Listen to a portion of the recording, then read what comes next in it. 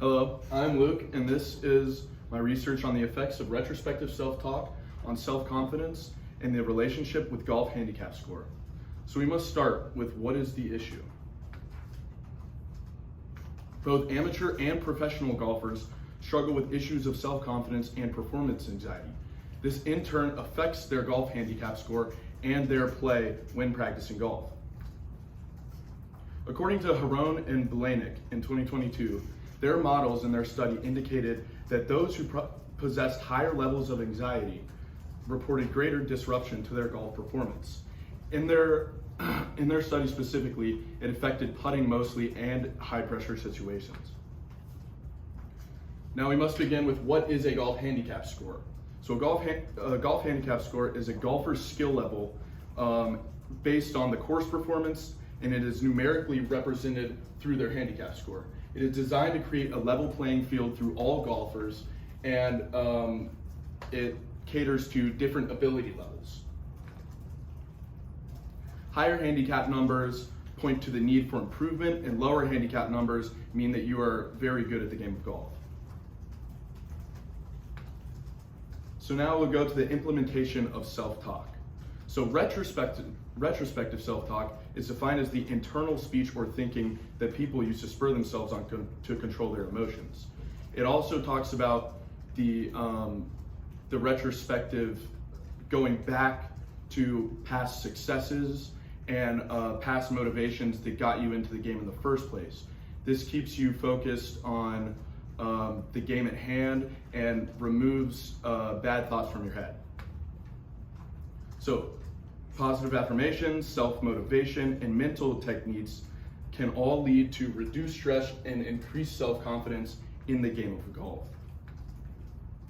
According to Bob Rotella in his own study in Golf Digest, having control of your mind and using it properly can separate you from the competition, whether it's at your club or on the PGA Tour.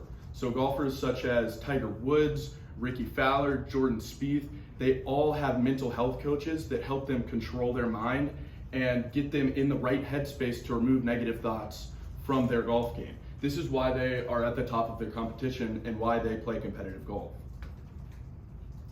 So Rotella also contends that those who use positive self-talk are better at handling psychological difficulties that could have a negative impact on their scores. And this doesn't just stem from golf. It also helps them contain their thoughts in psychological stressors and other aspects of life. So some extended research, according to Hardy and Oliver from the Journal of Applied Sports Psychology, reminiscing on prior accomplishment and successes while talking to oneself in the past helps golfers feel more confident.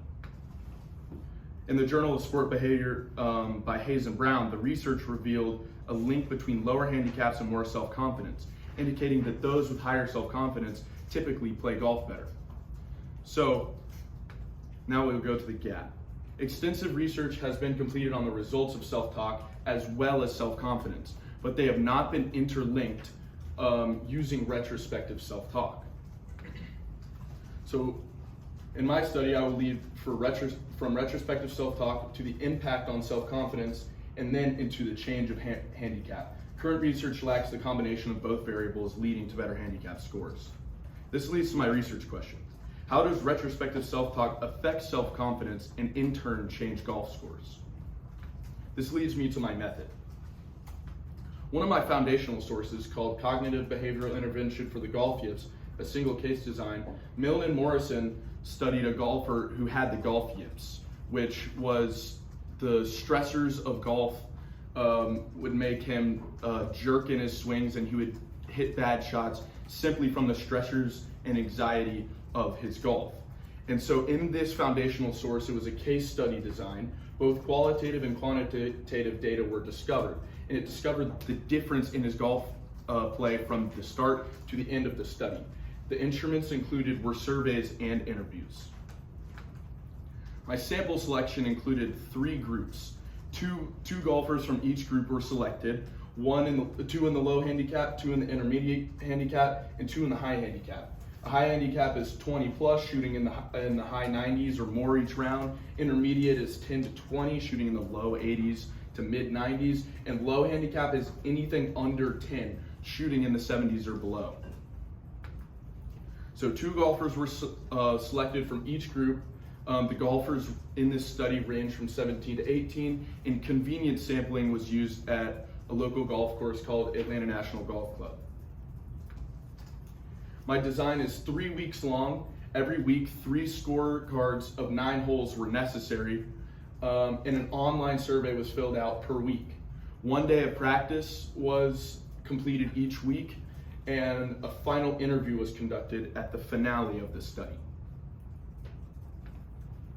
So this is what the scorecard will look like from Atlanta National. They'll complete either the front or the back, depending on what every golfer wants to complete that day. And in my survey questions, I will ask about their self-confidence, and their performance self-confidence is how they feel standing over the golf ball. And so I ranged it on a negative 100 scale to 100, okay being 0 to 30 and good being 30 to 100. Also in this survey, I had questions that revolved around the performance of their golf game. Hitting the fairways, hitting the greens, ability to scramble, and the ability to putt. All vital in completing a successful round of golf. All of them were completed on a 1 to 5 scale, with 5 being the most confident. Next was my interview. So the interview was completed at the end of the study, and this was focused on their self-talk.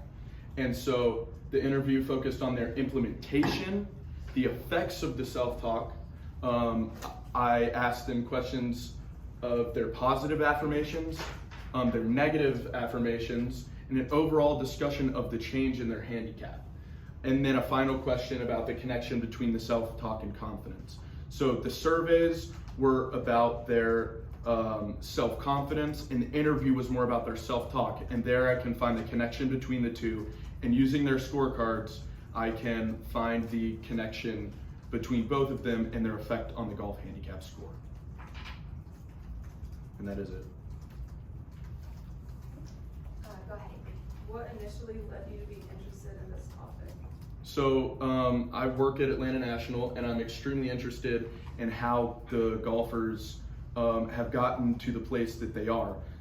Some of the golfers are scratch golfers, some of them are high handicap, and I just wanted to see if I can make improvements in their golf score just based on a few little differences in their golf game.